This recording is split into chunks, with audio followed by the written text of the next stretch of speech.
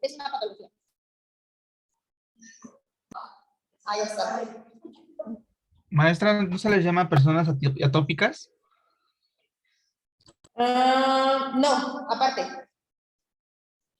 Es una condición o una patología que agrega múltiples contraindicaciones a diferentes medicamentos y que nos hace muy chiquititito el panorama de medicamentos a utilizar. Pacientes con insuficiencia renal crónica, ¿vale? Pacientes con insuficiencia renal, todo les hace daño, todo. ¿Por qué? Porque ¿cuál es la vía principal de desecho de los medicamentos? La orina, ¿sale? Los riñones. Entonces, la mayoría de los medicamentos son nefrotóxicos. Entonces, ese tipo de pacientes, a lo mejor, no sé, es un paciente que ya entra a su cuarto cambio de catéter, ¿de acuerdo? Y los hay, ¿eh? O sea, yo veo a esos señores que les cambian 3, 4 catéteres y salen y se echan su coca, ¿no? Como si fuera el último día de su vida.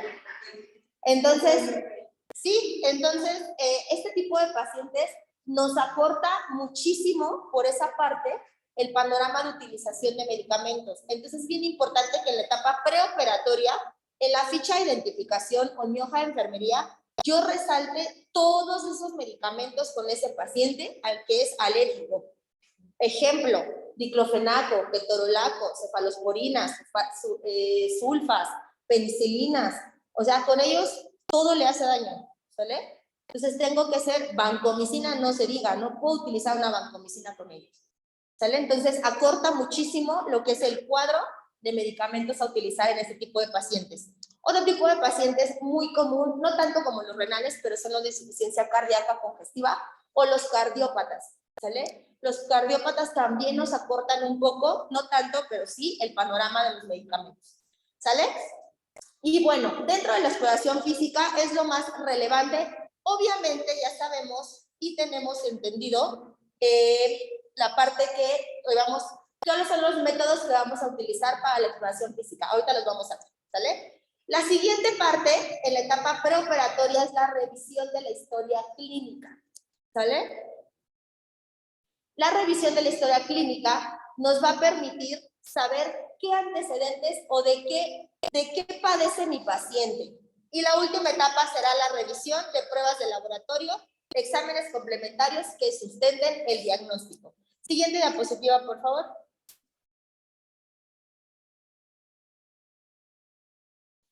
Y ok. Ya terminamos parte de la exploración física. Otra antes de eso. ¿Me ayudas con la siguiente?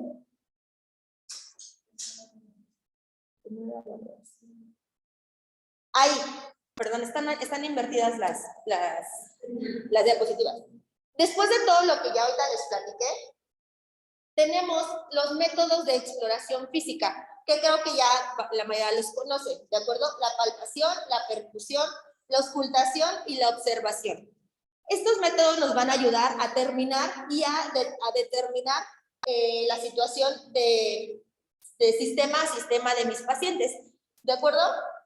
¿Qué es lo importante aquí? Enfermería es sumamente clínico. Nosotros somos clínicos. Entonces, a primera vista, sabemos hasta de qué color está el paciente y de qué se va a enfermar. O sea, nosotros vemos la coloración de un paciente y decimos, tiene problema del hígado, tiene problema del riñón. ¿De acuerdo? Entonces, tenemos que ser sumamente clínicos en la parte del quirófano. ¿Por qué? Porque es una emergencia. ¿Sale? Pues en la mayoría de las veces, las emergencias no nos permiten palpar, percutir, tal vez auscultar. Pero no nos permite hacer nuestros 4 métodos así paso a paso, ¿no? Entonces tengo que ser de primera instancia observador, ¿sale? Si mi paciente trae dificultad para respirar, ¿qué tipo de ruido está haciendo respiratorio? ¿Qué tipo de ruido patológico? ¿Qué tipo de dificultad respiratoria está haciendo? ¿Una taquipnea, una bradipnea, una disnea, una ortopnea? ¿Sale? Y obviamente la auscultación, la mayoría de las veces sí se permite, simplemente auscultamos campos de manera adecuada. Siempre, si tú auscultas un campo de manera adecuada, lo haces súper rápido, identificas súper rápido qué es lo que pasa, ¿no? ¿En qué situación podemos necesitar la auscultación rápida en un paciente con emergencia.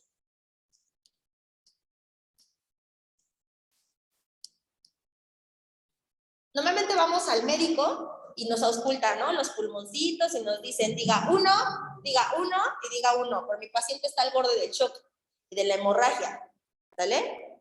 ¿Qué situación, qué condición nos pudiera llevar a una auscultación rápida y efectiva de mi paciente?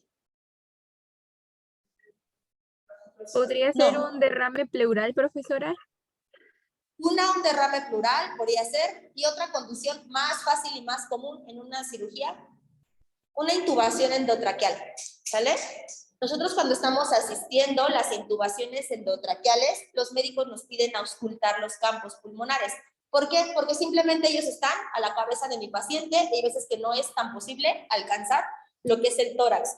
¿De acuerdo? ¿Cómo se ausculta un pulmón de manera adecuada? En técnica de Z. ¿De acuerdo? Exactamente. Tenemos los dos pulmones. Perdón por mis dibujos. Vamos a auscultar lo que son ápices de derecha a izquierda y posteriormente bases, igual de izquierda a derecha, de derecha a izquierda. Repito, se ausculta en técnica Z, primero los ápices y posteriormente las bases. ¿De acuerdo? Son 4 puntos que solamente necesito auscultar para tener y para escuchar una adecuada entrada y salida de aire. ¿De acuerdo? ¿Qué otro signo en esa parte de la intubación endotraqueal me va a dar que debo conocer? Me va a denotar que mi cánula está correctamente insertada. Al momento de ventilar, maestra. ¿Perdón? Al momento de ventilar, ya sé, vamos, si no estuviera La forma... vía aérea, pues se extiende el abdomen, por ejemplo. La expansión del tórax puede ser, y otra también muy común. La curva del aire en el trayecto de la cánula. Exactamente. La columna de aire, ¿de acuerdo? La columna de aire por mi cánula me va a permitir saber que esa cánula está directamente en campo pulmonar, ¿sale? Simplemente es la columna de vapor que se emite al respirar. Mi cánula se va a empañar, así tal cual, y ahí es cuando sabemos que realmente está ventilado un pulmón. Pero la principal fuente de saber es la auscultación, ¿sale? Y obviamente los demás métodos, si se permiten, lo podemos hacer en la etapa preoperatoria, ¿sale? Normalmente en una emergencia es muy difícil hacer los 4, pero bueno, los deben de conocer. ¿Cuáles son? ¿Cómo vamos a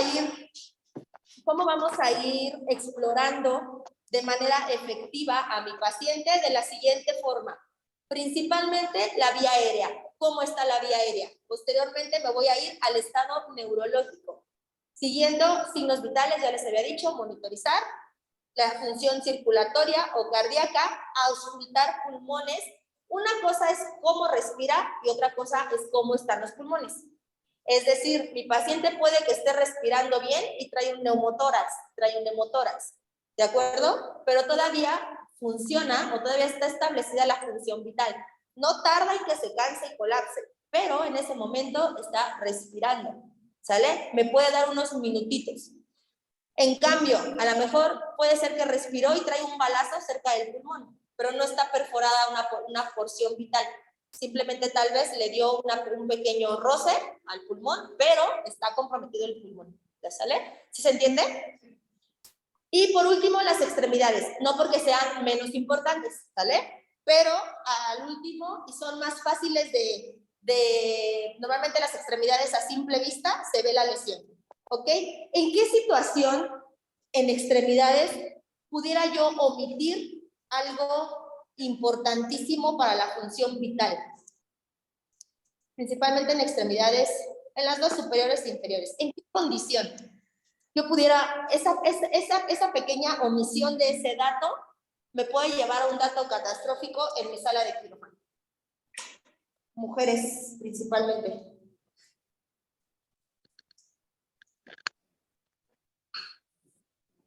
¿En trombosis? ¿Perdón? ¿Cómo? No.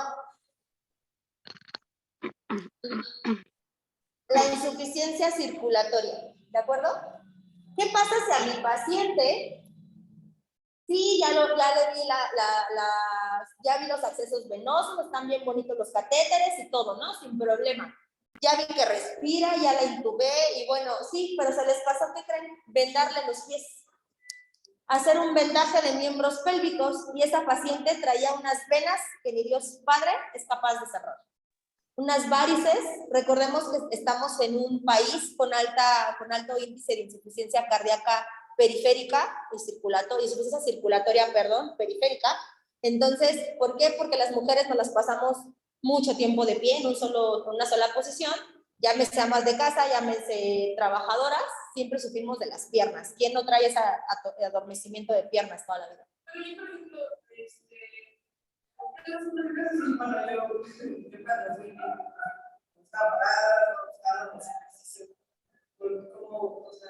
en las amas de casa, normalmente por herencia. Una cosa, recuerden que es hacer ejercicio como tal, y otra cosa es hacer ejercicio estresado. Las amas de casa normalmente piensan que por llevar 3 veces al niño ya hicieron ejercicio, y no, porque van estresadas. Entonces, esa sangre realmente no está fluyendo de manera correcta. ¿Por qué? Porque no fluye y no se oxigena al mismo tiempo. Fluye, pero se desoxigena por efecto del estrés. ¿Sale? Entonces, ¿qué te dicen? Es más, ¿qué te dicen cuando eres cardiópata o estás en un proceso de disminución de peso? Tienes que caminar tranquilamente media hora. Una vez que termines tus actividades, te sales a caminar media hora o 20 minutos, tranquila. ¿Para qué? Para que se oxigene. ¿De acuerdo? Recuerden que la sangre no nada más maneja volumen, sino también maneja oxígeno. ¿Por medio de qué proceso la sangre maneja oxígeno? También importantísimo en circulación. ¿A través de la circulación mayor y menor? Sí. ¿Alguien me puede decir el proceso específico de oxigenación de la sangre? La hematosis, ¿sale? La hematosis va a ser ese proceso en el que la circulación menor, que es la pulmonar, va a permitir que se oxigene esa sangre a través de ¿qué molécula?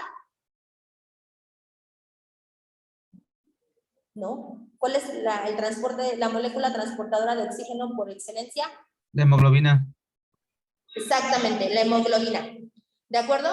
Y aquí entonces nos vamos regresando a la parte que les digo de que ya hicieron todo, pero no le vendaron los pies. Esa paciente, 1, posiblemente esté perdiendo sangre. 2, tiene una insuficiencia circulatoria, varices. ¿Sale? 3, por la pérdida de sangre está disminuyendo la hemoglobina. ¿Creen que va a oxigenar bien? Definitivamente va a tener el compromiso circulatorio y de oxigenación circulatoria.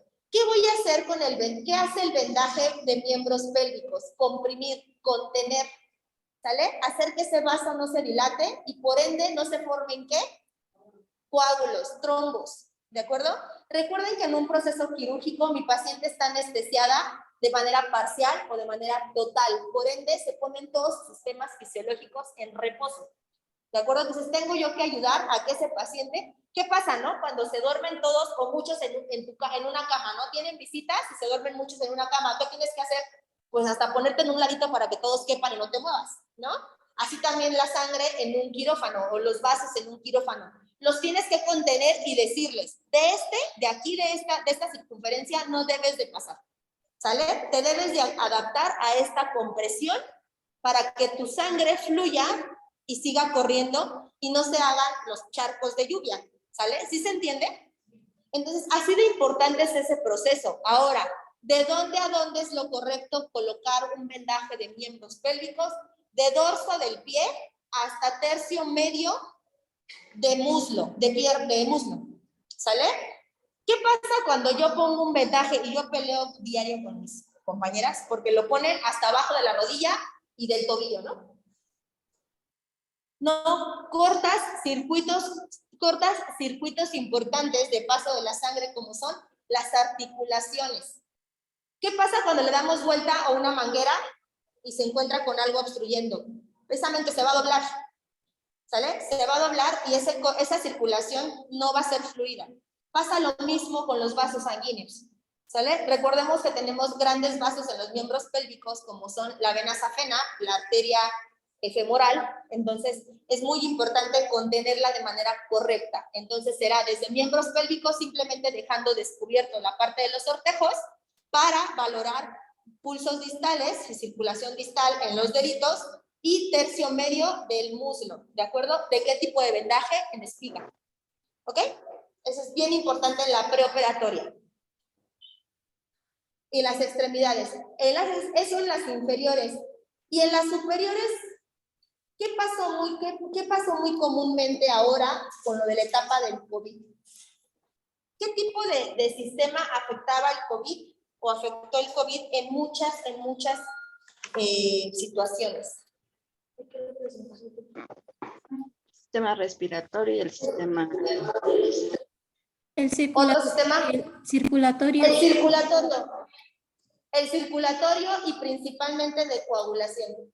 ¿Sale? A los que tuvieron por ahí COVID o tuvieron algún familiar, le mandaron anticoagulantes. Era muy común en enoxaparina, ¿no? Desabutil de enoxaparina. Porque sí, los pacientes se coagulaban. El bicho del COVID afecta o hace una falla multiorgánica. Entonces, ¿qué pasa? Los que salimos del COVID, ¿qué pasa ahora? Te toman del brazo, te dejan todas las marcas, las petequias. ¿De acuerdo? Entonces, ese paciente que está entrando a tu quirófano está todo lleno de petequias. Es muy importante registrarlo. ¿De acuerdo? Sumamente importante. Se observan petequias en parte distal, parte media del miembro superior. ¿Por qué? Porque yo voy a denotar, así, si mi paciente se coagula, yo lo anoté. Y yo les dije que traía ese signo. Entonces, era muy importante. En esa parte de la coagulación, antes de pasar una cirugía, es muy importante porque pacientes que están coagulados, ¿qué va a pasar? Tienen un riesgo de sangrar, ¿de acuerdo? Entonces también es muy importante que si se están utilizando anticoagulantes, si se puede obtener la fuente, lo informemos, y aparte de preguntar si es alérgico, vamos a preguntar si ha tomado, cuál es el principal antiagregante plaquetario o anticoagulante de manera coloquial que toma la gente. Aspirina. La aspirina, ¿de acuerdo? Entonces, ¿está consciente mi paciente? Hay que preguntarle, ¿es alérgico a algo o ha tomado aspirina en las últimas 72 horas? Sí, no, ¿cuántas? ¿Ok? Es muy importante eso en la etapa preoperatoria. ¿Hasta aquí vamos bien? ¿Alguna duda? ¿No? ¿Todo bien? Siguiente, una diapositiva anterior, por favor. Gracias.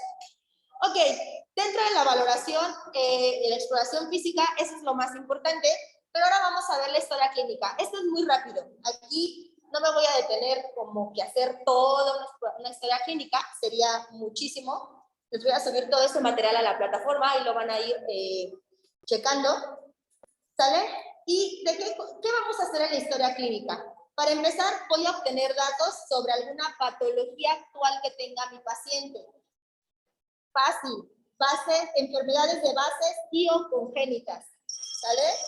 Mi paciente de por sí está en riesgo por tener un trauma quirúrgico y aparte, si es diabético o si es hipertenso, peor, ¿sale?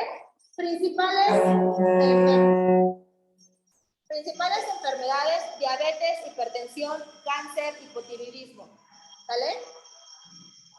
Siguiente, alergias y toxicomanías. Ya lo vimos, ¿a qué es alérgico? Y toxicomanías. Fuma, toma, consume algún tipo de droga. También lo vimos en el COVID mucho nosotras. De repente operaban a los pacientes, salían de quirófano por alguna razón, normalmente derrames pleurales o esta situación. Y mi paciente nada más no le hacían, de por sí el sistema, el COVID, repito, deprimió el sistema nervioso central. Y aparte, los pacientes que fumaban o que marihuana, algo así, se hacen resistentes a las sedaciones. No hay manera de dormir rápido a un paciente que se droga, con cualquier droga. ¿Sale? Entonces de repente vemos al anestesiólogo que le pasa y se mueve y se mueve y se mueve. ¿Sale? Entonces, es bien importante, señor, señora, ¿tomas, consumes alguna droga? No, ni marihuana, no.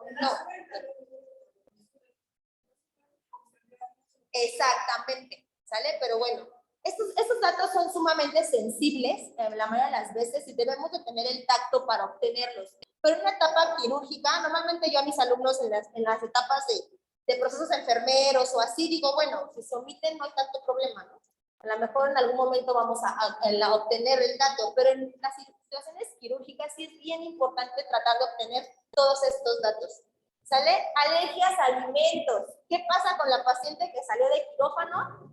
La pasaron a piso de hospitalización y le dieron nuez o algo con nuez, algo con uva, algo con manzana, con fresa, y la señora hizo un proceso anafiláctico, ¿no? Desde un principio sí le pusieron que era alérgica a la penicilina, pero nunca le preguntaron a qué le hacía daño de los alimentos, ¿no? Entonces, desde la etapa preoperatoria es bien importante porque recuerden, esos datos se van a ir pasando de etapa a etapa, ¿sale? Entonces, bien importante. Y por último, los antecedentes heredofamiliares, ¿sale? ¿Cuáles son las líneas directas familiares que me importan o me interesarían en mi historia clínica? Padres, hasta ahí. Padres y abuelos, ¿sale? Padres, madre, padre, abuelos paternos y maternos. Y hermanos, tal vez, ¿sale? Situaciones de cáncer también en hermanos. ¿Ok? Principales enfermedades, diabetes, hipertensión, cáncer e hipotiroidismo. Es muy importante este tipo de revisión en la historia clínica. ¿De acuerdo? Siguiente diapositiva, por favor. Gracias. Otra parte, ay, yo le había cambiado a blanco y no se cambió. No sé, pero bueno. La otra parte y la última de la etapa preoperatoria es la valoración de los laboratorios y estudios de gabinete. ¿Qué pasa cuando me dan unos laboratorios y no sé ni por dónde, no? Nada más los que tienen asterisco están alterados. No sé por qué, pero tienen asterisco. ¿Sale? Si tienen asterisco, están alterados. Si dice el laboratorio, es porque están alterados. Entonces, es muy importante saber leer los laboratorios. ¿Qué es lo que nos importa en una etapa prequirúrgica de mis laboratorios? Créanme que a medida que vamos haciendo más grande el panorama del conocimiento de enfermería, nos hacemos más grande la parte de la importancia. Nosotros, el médico dice, ya, Mayra ya revisó los laboratorios, ¿sabe qué, Doc? Los tiempos están alargados. A ver, ya se los di al anestesiólogo. El anestesiólogo venía desvelado, venía no sé, y se le pasó a ver, ¿no? Entonces yo sé cuáles son mis parámetros y qué es lo que me importa de un laboratorio y hago ese énfasis que me puede evitar un daño, ¿sale? O una complicación. Pero vuelvo a lo mismo, ¿qué pasa cuando nada más sé tomar signos, ¿no? Y aparte los tomo mal. Pues obviamente nada más te van a tener para medio tomar signos y para medio vendar a los pacientes. Y no es una idea, ¿sale? Entonces, principales parámetros o principales perfiles importantes de manera quirúrgica. Una biometría hemática. ¿Sale? Una biometría hemática. Principales parámetros de esta, hemoglobina básica. ¿Cuánto debe tener mi paciente? Mujer, hombre. Eritrocitos.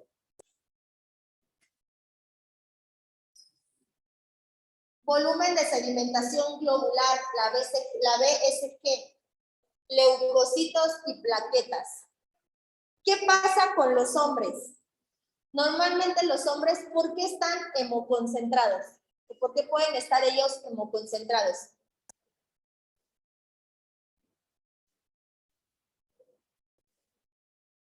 En los hombres tenemos un factor de mayoría, un factor a nivel estadística que los hombres fuman más que las mujeres. El fumar te hace estar hemoconcentrado. Un fumador tiene la sangre literal negra, espesa, ¿sale? Y no quiere decir que sea una sangre buena.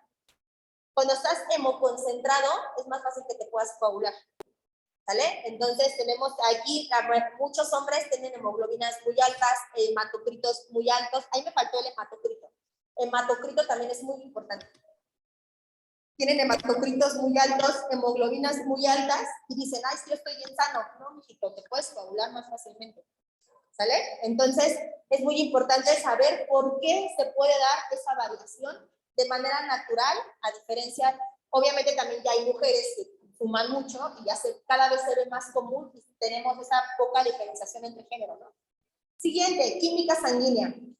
Metabolitos importantes de la química sanguínea: glucosa, ácido úrico, urea, creatinina, colesterol y triglicéridos.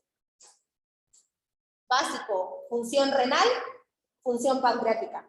¿Sale? Una glucosa elevada, es obvio que me va a dar un riesgo de infección alto por mi paciente que es diabético. Un ácido úrico, una urea, una creatinina alta, mi función renal está comprometida. Colesterol y triglicéridos, mi función hepática puede estar comprometida. ¿Sale? Aquí me faltó el perfil hepático, que son las transaminasas o las pruebas de función hepática.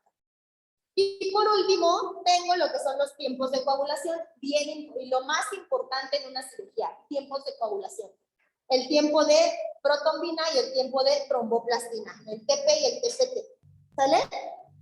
Obviamente, si están alargados, a mayor tiempo de coagulación, más riesgo de sangrado, porque no coagula ese paciente rápido. Y por último, pues el grupo IRH. ¿Sale? Aquí también que tengo que saber, muy importante, pues qué tipo de grupos son compatibles con qué tipo de grupos, ¿no? A lo mejor esto ya es como nada más extra, el saber bien el cuadro de grupos sanguíneos, pero es muy importante, sumamente importante, y más en los embarazos, ¿sale? Las cesáreas, las emergencias de cesáreas, eso, si la mamá es O negativo, es muy importante obtener muestras pilotos, ¿sale? Y por último, pues los exámenes de gabinete, que también son muy importantes: radiografías, ultrasonidos, resonancias magnéticas y tomografías. ¿Sale? Estos estudios nos van a permitir, la mayoría de las veces en emergencias quirúrgicas, nos van a permitir ver el grado de daño y el sitio que se va a incidir. ¿Sale? Y a lo mejor como enfermeros quirúrgicos en su momento les va a permitir preparar el material ideal por una posible complicación. ¿Sale? Siguiente, por favor.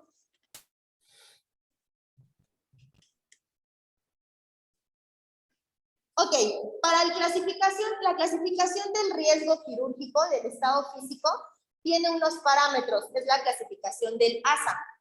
El ASA nos va a permitir clasificar a mi paciente en base a su estado físico, el riesgo quirúrgico que tiene. Se los voy a más o menos aquí a leer para que me alcance la vez. El ASA 1 quiere decir que mi paciente era aparentemente sano. Es decir, no fumaba, no tenía el consumo era mínimo de alcohol o nulo, ¿de acuerdo? El ASA 2 es un paciente con una enfermedad sistémica moderada, es decir, es un fumador ocasional, está embarazada, tiene un índice de masa corporal de 30-40, tiene una diabetes mellitus tipo 2 o una hipertensión, pero está controlada y no tiene limitaciones funcionales. El ASA 3 es un paciente con una enfermedad sistémica severa, es decir, mi paciente tiene una limitación funcional importante, una diabetes, una hipertensión descontrolada, una enfermedad pulmonar obstructiva crónica, un índice de masa corporal mayor a 40, aparte tiene una hepatitis activa, abusa de manera ocasional del alcohol, utiliza un marcapasos, tiene el RC es un nivel de diálisis bajo, tiene una insuficiencia aguda cardíaca, ¿de acuerdo? Eventos vasculares cerebrales previos o eventos cerebrales menores a 3 meses. Un ASA 4 es aquel que ya tiene una enfermedad sistémica severa, es decir, todo lo anterior, más aparte, es infectocontagioso mi paciente o está séptico, tiene datos de sepsis, ¿de acuerdo? O está en una etapa terminal o crónica de una enfermedad terminal. Y una ASA 5 será un paciente moribundo cuya supervivencia es nula si no se realiza la cirugía. Son aquellos pacientes que realmente se opera, pero con todo el previo aviso de que no se garantiza para nada su salida del quirófano por todas las enfermedades concomitantes que tiene, ¿sale? Y por último, pues un ASA 6 será aquel paciente que ya se ha declarado con muerte cerebral y el soporte simplemente será vital para procuración o perduración de los órganos. ¿De acuerdo? Son pacientes que tienen un ASA 6, son los que son candidatos para posibles donación de órganos. ¿De acuerdo? ¿Se entiende esta clasificación? Esta es la más fácil para mí, para más o menos ustedes abordar al paciente en cuanto al estado mental, de lo que es posible en la etapa quirúrgica. ¿Sale? Siguiente, por favor. Ya que se acabó. Mi contacto sociológico. ¿De qué va a depender mi contacto sociológico con mi paciente? Nosotros como enfermería tenemos un código de ética. Debemos establecer una relación cordial médico-paciente. Tomamos de tomar en cuenta los aspectos socioeconómicos y culturales de mi paciente. ¿Qué pasa cuando mi paciente habla dialecto, ¿no? Y yo estoy, que me diga esto, que me diga lo otro, y el paciente pues ni te entiende pío, y más ahora con el cubrebocas que ya no nos vemos más que los ojos, ¿no? Entonces, me escucha, me oye, me entiende, literal, como Talía, ¿sale? Me ve bien, me escucha bien, entiende lo que le digo, y te va a contestar con la cara. O simplemente como en agua se te habla, ¿no? Axle, en A. Entonces, eso es bien importante, la comunicación, ¿sale? Hay veces que las enfermeras deberíamos de saber hasta el lenguaje de señas, ¿sale? Porque los pacientes, pues a veces nos tocan de todo y son limitantes bien importantes en ese tipo de etapas, ¿sale?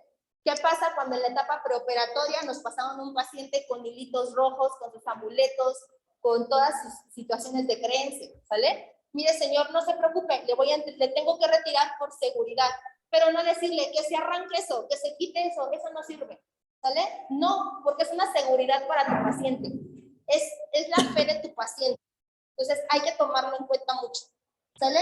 Y bueno, la relación médico-paciente y médico-enfermera y enfermera-paciente es importantísima en un quirófano. En el quirófano es donde más se debe de fortalecer el trabajo en equipo. Si no hay trabajo en equipo en un quirófano, definitivamente no vamos a poder, ¿sale? Y obviamente eso va en base al código de ética de enfermería y al código de ética de médicos. Nosotros enfermeras no podemos dar un aspecto, un panorama médico, ¿sale? No estamos facultadas. Pero eso no quiere decir que no le brindemos un ambiente de calidad y calidez a nuestro paciente, ¿sale? Siguiente, por favor. Creo que es última.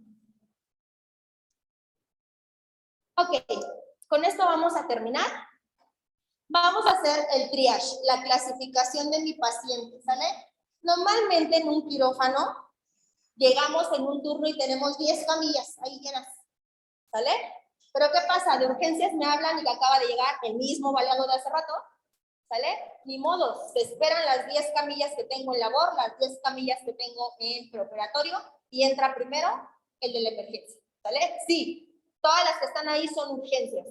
Pero afuera tengo una emergencia, deberemos de clasificarla y pasarla y preparar todo para eso, ¿de acuerdo? El triage como tal es una clasificación en base a la gravedad de la sintomatología, problema de salud que se presenta en un paciente cuando llega al servicio de urgencias y que permite definir la prioridad de la atención. Nuestro triage a nivel quirúrgico o de urgencias quirúrgicas lo vamos a hacer en base a los pacientes que recibimos en una sala preoperatoria y a los pacientes que nos presentan en un área de urgencias. ¿Sale? Y bueno, ¿alguna duda hasta aquí? Chicos en línea, ¿alguna duda? No, profesora, No, maestra. explica maestra. muy bien, quedó No. muy bien entendido. No, profesora. Bueno, entonces hasta aquí llegamos con la parte principal de lo que es la introducción de las urgencias. Repasen, por favor, esta presentación se la subo el día de hoy a la plataforma. Les voy a subir material también para que lo lean y va a haber 2 actividades, ¿de acuerdo? En la plataforma. Las 2 van a ser para subir en la plataforma, ¿ok? Y nada más, con eso terminaríamos el día de hoy, ¿de acuerdo? Si no hay ninguna duda, nos vemos la próxima semana. Y Maestra. les repito, Maestra, Maestra. una pregunta. ¿Cuál sería su perfil para evaluar? ¿perdón? ¿Cuál sería su perfil para evaluar? Ah, ok. ¿Cómo nos va a evaluar? Bueno, yo les voy a subir el perfil en la plataforma, ¿sale? Pero simplemente van a ser entregas de trabajos, exámenes y me van a entregar esquemas. Los exámenes y como la mayoría son en línea, entonces simplemente todo va a ser en la plataforma, me lo van a subir en la plataforma, ¿de acuerdo? Entonces van a hacer las tareas en línea entregadas, los exámenes y unos esquemas, ¿sale? vamos a ver muchísimo la parte, vamos a reforzar mucho parte de anatomía para hacer los esquemas que voy a estar pidiendo, ¿de acuerdo? Y bueno, ya que entremos un poquito en los procesos de urgencias por sistemas, ahí sí los vamos a hacer. Pero yo les subo el perfil el día de hoy de evaluación a la plataforma. Lo que pasa es que me acaban de, no podía ingresar, entonces apenas no, pero más o menos ese va a ser el perfil de evaluación, ¿sale?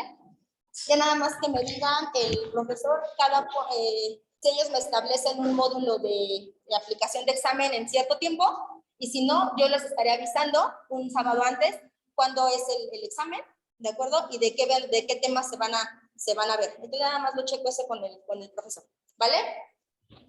¿Resueltas ¿Estos sus van a ser dudas? también cuestionarios, profesora? ¿Perdón?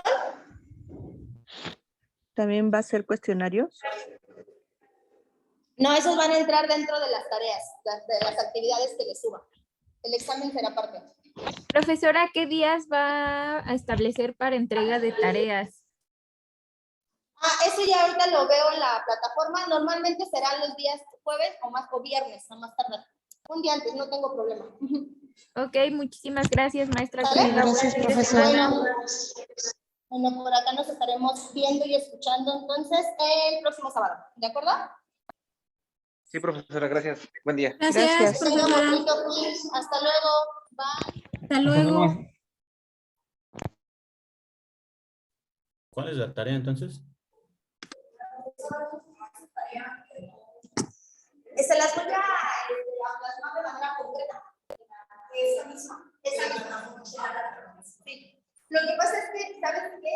Este es mi primer curso que tengo en línea. Normalmente yo siempre les manejo las tareas así. Entonces, ahorita es una maña que tengo. Pero esta misma de las escalas